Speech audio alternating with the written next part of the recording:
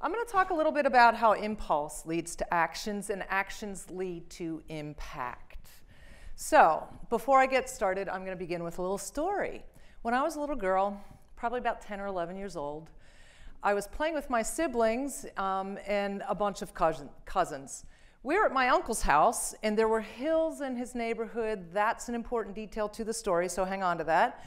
My older brothers and other boy cousins built a go-kart and were taking turns riding down this big hill. So I got so caught up in the excitement and had the impulse to try, because I figured if my brothers could do it, so could I. So I recruited my little sister and my even littler girl cousin, and on the go-kart we jumped. So as we were barreling down this hill, picking up speed, I realized there were no brakes. Oh. And did I mention, we weren't wearing helmets or knee pads back then. Yep, you guessed it, we crashed. Upon seeing three skinny little girls covered in bruises and brush burns, my parents gasped and panicked, but once they realized we didn't have to go to the emergency room, they kind of yelled at me saying I should have known better because I was the oldest sibling, right? I was overwhelmed and confused. I had set out on impulse to do something exciting and thrilling, and I ended up hurting myself and others. Sorry, Lynn and Danielle, got you grounded too, right? But here's a couple little things I've learned about impulses since then. If you're human, you have them.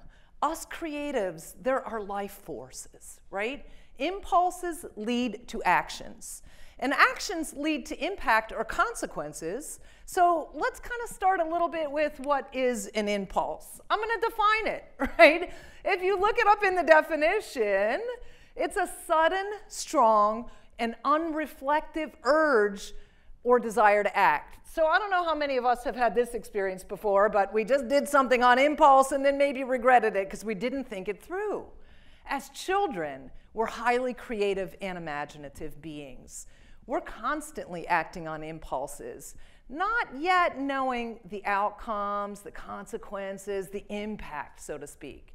As we grow as creatives, we often have more impulses than we know what to do with, right? Impulses certainly lead to actions, sometimes too quickly if you're anything like me, jumping on go-karts. When we're in college, our impulses may look a little bit like this. Well, it's so nice outside, maybe I don't need to go to class today. Or my friends stop by with pizza and beer. Wait, am I drinking tonight? You need to study for the midterm. Yet a new season of The Bachelor or The Voice is on, and you just have to watch it, right? As we age, impulses to skip classes simply look a little like the urge to skip a company meeting, right? Or making a passive-aggressive comment and pushing the send button too quickly, right? So again, if you're human, we have impulses. And again, that's a life force, that's a great thing. They fuel us. They're necessary for creative growth and development. But let's face it, very few creative ideas come from forced effort. So we need these impulses. We need to learn how to practice harnessing them maybe, right? We need to think about what our intentions are before we take that action. Yet, intentions are different than impulses.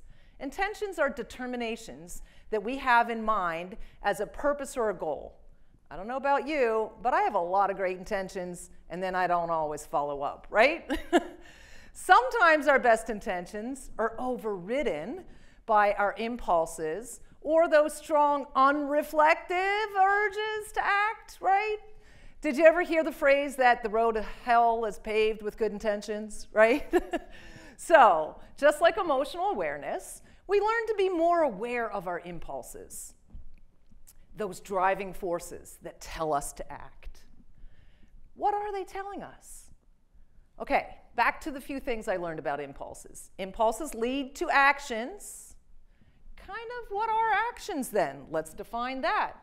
Definition of action, if you look it up, is the fact or purpose of doing something typically to achieve an aim.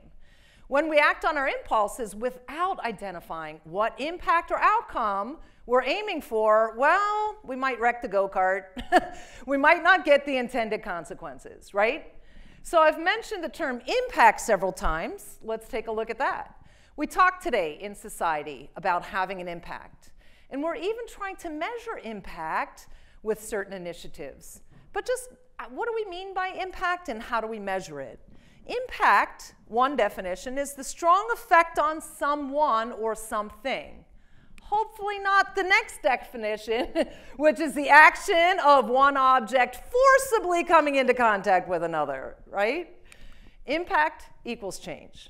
So let's think about this in relation to the work we do as artists, as creatives and entrepreneurs. Impact is defined as the effect or change over time that we can see, that we can demonstrate, that we can measure, or capture for different stakeholders or people who are interested in our work, and which happens as a result of the activity of ourselves, of our collaborative efforts, of our organization.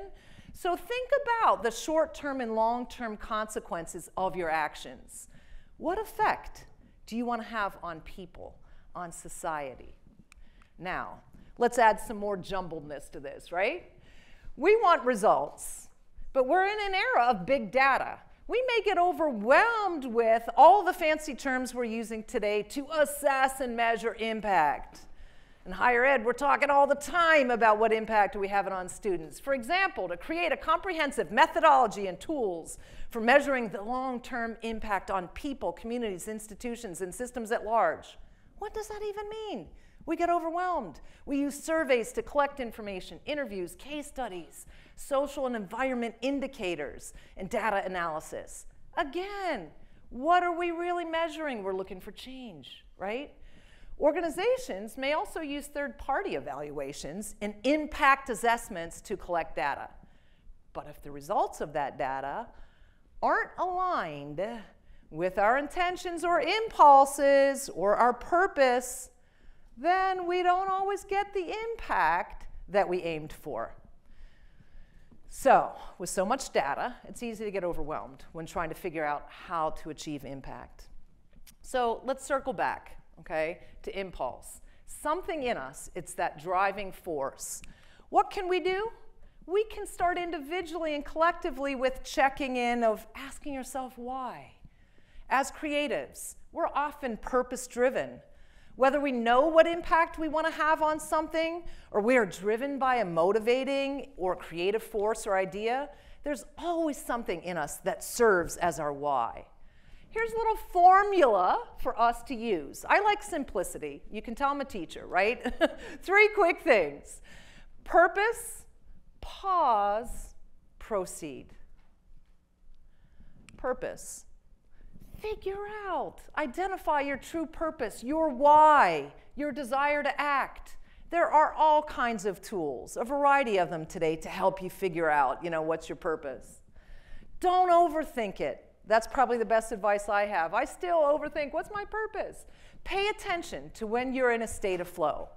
Right now, just think about a time when you were enjoying what you were doing so much that you lost track of time. Keep that in your mind for a minute. Align that purpose or the impulse with the desired impact. What outcome do you want to have? If you're still having trouble gaining clarity, don't think of purpose as one single thing or as your position necessarily. Let this quote guide you. I love this. Your purpose is not the thing you do. It is the thing that happens in others when you do what you do, so the world needs your impulses. Before you jump into action, right, and belly flop into that next, thing that we're going to do, pause. Wouldn't it be nice if we could pause when we're in the middle of, before I send that email, right? The pause is easy in theory, but difficult in practice. Even if it's momentarily, 3-second pause. Think about the impact, the effect on someone or something that you want your work or your collaborative efforts to have. When you work on pausing before speaking or acting, you create a habit of thinking first. Maybe run your ideas by a trusted person to help you think it through. Another tiny little story. Earlier in my career, I worked for somebody who said, Beth, your mind moves so fast. And I was like all complimented, right? And then he said, and your mouth works faster. So the things I say sometimes quickly without thinking, right, are impulses, and they lead to extraordinary things, or they lead to, I have a cleanup on aisle 7 to do, right? So that stuck with me. Your impulse may be to earn as much money as you can. And that's not wrong, particularly when we're in our college years, right? We're building. Just think about what long-term value the actions that you take will have. What impact on yourself, on others, family, friends, environment. Again, imagine what changes you want to see as a result of what you're doing. Well, maybe it's simply to change people's opinions. Maybe it's to spark some social transformation. A lot of protests going on in the world, and we need them, those impulses. Maybe it's to help others learn and grow. Maybe it's to create awareness for something specific. The bottom line, impact is a marked effect or influence. One of my favorite mantras is, I need help, right? So I go, grant me the grace to live between impulse and action. Kind of that open mouth, and then what? So breathe. I'm going to practice for a second. I'm going to ask everybody to just take a deep breath in. Count to 4. Hold it for 4. Let it out for 4. That's as simple as it is. Now we can proceed, right? Proceed, the third part of this little formula. Ask yourself some qualifying questions. What actions do you need to take to reach your desired impact? Who might need to collaborate with you to accomplish what you want? Who can you help, right? Create and execute these plans, and who can help you? Who has talents that complement yours, right? Think short-term, think long-term.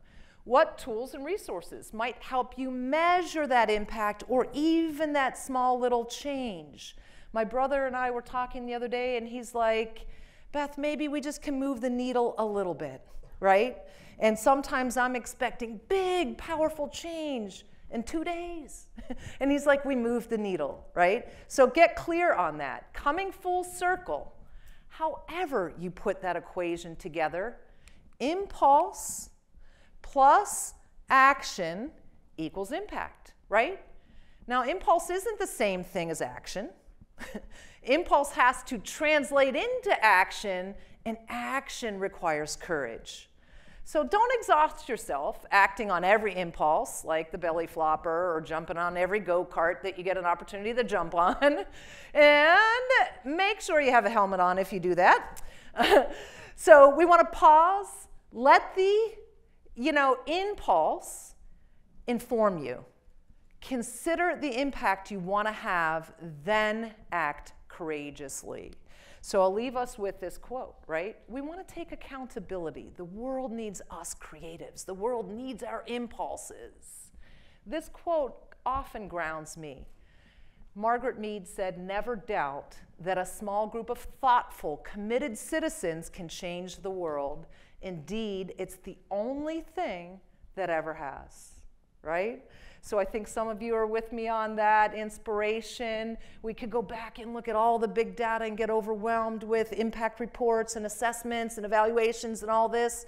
And we simply say, person by person, what small impact or change do we want to have on this world? Thanks for listening today.